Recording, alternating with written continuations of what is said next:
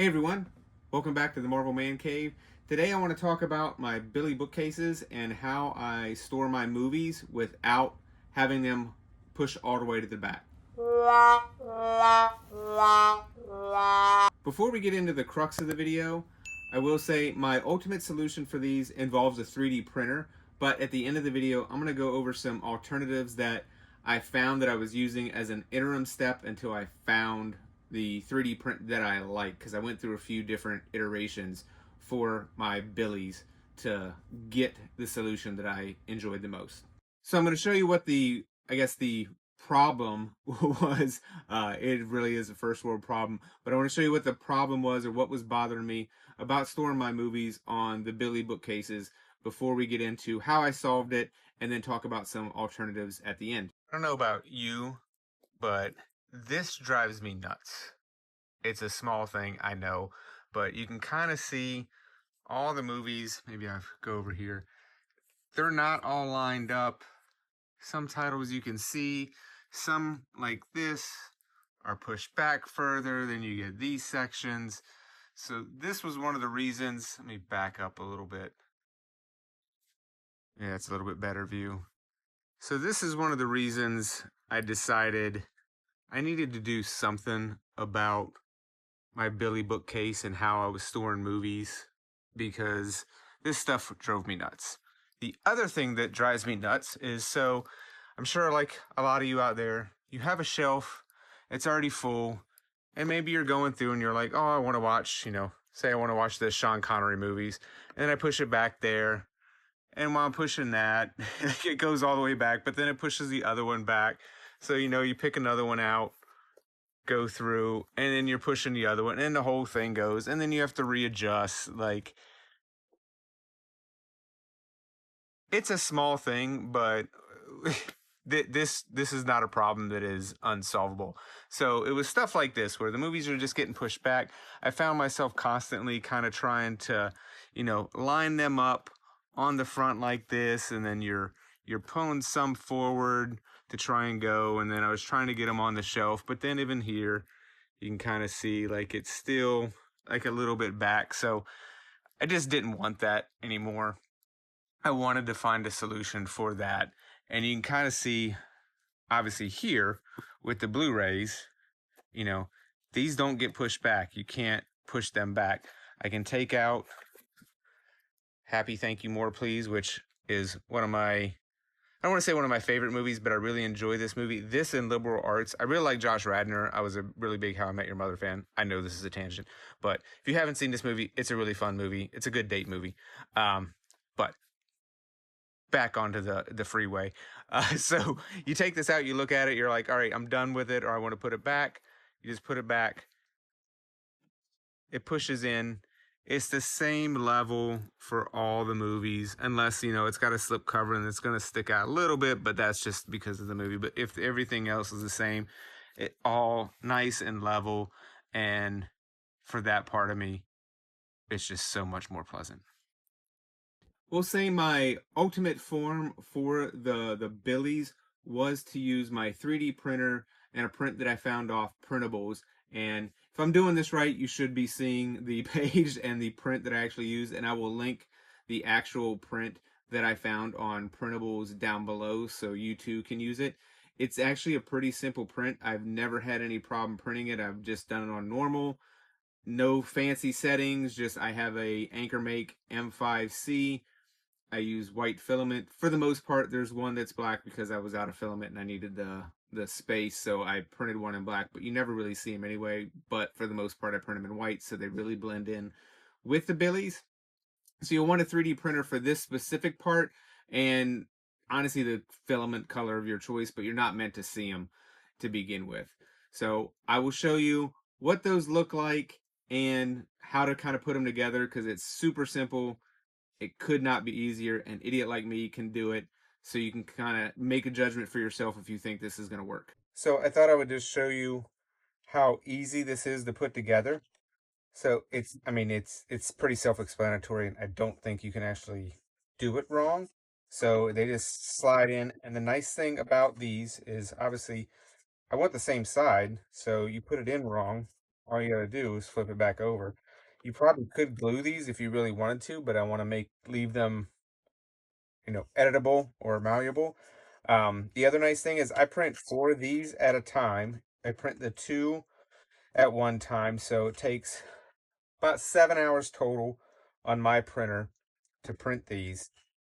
And then it really depends on the size of your bookcase. If you just wanted to put it like this, you could just put them together like that. It'd be done. And then you could do whatever. But usually for my size Billy bookcase, I use all 4 of the middle slots. Goes together just like that. Usually a few. And then this is the whole thing. Can see how that fits in there. Really nice and snug. There's no space on either side. There's no wiggle. When you put the movie in, it just doesn't go any further back. It's really nice. It's been a great way to display my movies. Let me zoom out a little bit. It's been a great way to display my movies. So now that we've gone through what the ultimate solution for me was with a 3D print and putting it together, and how it solved the problem of storing my movies so I couldn't push them all the way to the back. They were easy to get to when I was taking stuff in and out. I didn't have to worry about other movies moving around. And the OCD in me, it keeps everything nice and level at the front. If I'm being honest, I think I would like probably like maybe half an inch shorter, which I could cut the 2 side pieces to make them each half an inch shorter to push them a little bit further back, so they could be modified a little bit. The only reason I would really want that is I'm not 100% sure I like the movies being right up to the front. There's part of me that would like to put some lighting on the bookcases so the movies could be pushed back a little bit so the lighting could hit them, because I've noticed when it's dark down here and I have the curtain closed and the lights are off and I want to go look for a movie, sometimes I have to use my phone to actually light up the movie so I can see them, because honestly, a lot of the 4Ks, they're already black spines, and the steelbooks, the movies aren't printed that big, so I'm in my mid-40s. My vision ain't what it used to be, so sometimes it's hard to actually find a movie that I actually want to watch.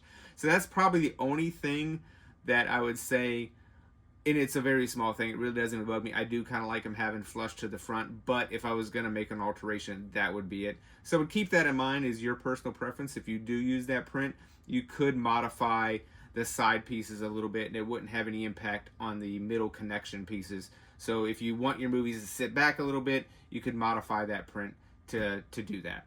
But now I want to talk about alternatives if you don't want to do the 3D print. And some of this stuff you may have lying around the house. You may have other things that would work as well.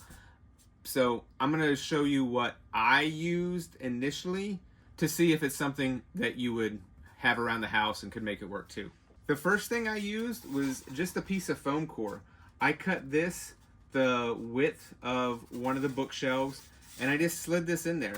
And I'll run some B-roll over me actually doing this. This worked pretty well. It's pretty thin. I'm sure you could get thicker foam core that would work a little bit better, maybe like maybe like half-inch thick.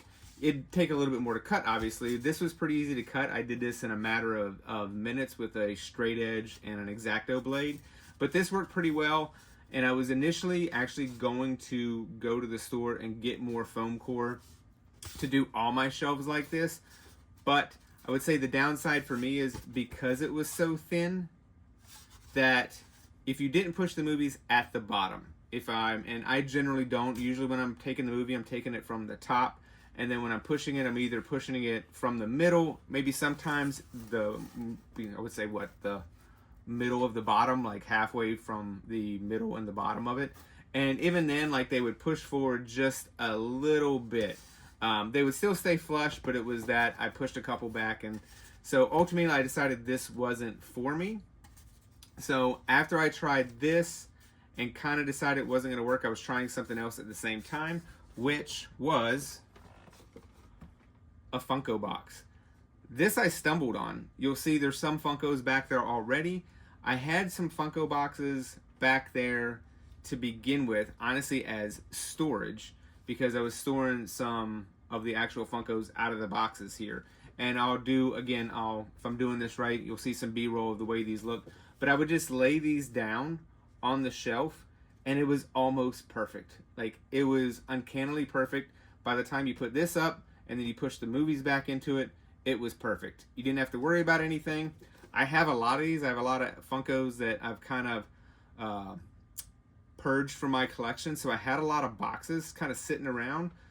The downside of this is, I think, if I can remember correctly, I could only get 3 or 4 wide. And so there was always a little bit of a gap of maybe 2 inches at the end, which meant there was always 2 inches worth of movies that just could not get pushed back. And I tried doing them in other ways, like organizing it, but I could just never get, the math just never worked out exactly right for me to use the Funko boxes. So I knew this wasn't the ultimate solution. After I tried using the Funko boxes, my next idea before the foam core was to actually use a 2x4. I have some spare wood sitting around in my garage. I have a 2x4. I have a table saw. My thought was I could use this as the template since I know this is the right size, and then I could just cut pieces of the 2x4. The 2x4 solved the problem of this, which is being too thin because I'd have a few inches height. It would be solid. I wouldn't have to worry about it. I could just paint it white. That was going to be my next step until I found a 3D print, because it was one of those things I didn't want to keep having to go to the store to buy 2x4s. I didn't know how many I would need, and I never got to the step, not that it's that big a deal, but I never got to the step of actually doing the math and figuring out how many 2x4s I would need to cut that. And with the 3D print, ultimately for me, it was print as I need. Initially, I think I only did like 2 shelves in the back, and then over time, I've just added, as I've added more movies, I've just printed out more pieces. So that's worked out really well for me. I'm sure there's other things you could use. I mean, the Funko box works. There's probably other knickknacks or stuff that you might have sitting around. If you have something that you use for your Billy bookcases, I would actually really love to hear what that is, and let me know what works for you and how you manage your movie collection on your Billy bookcases.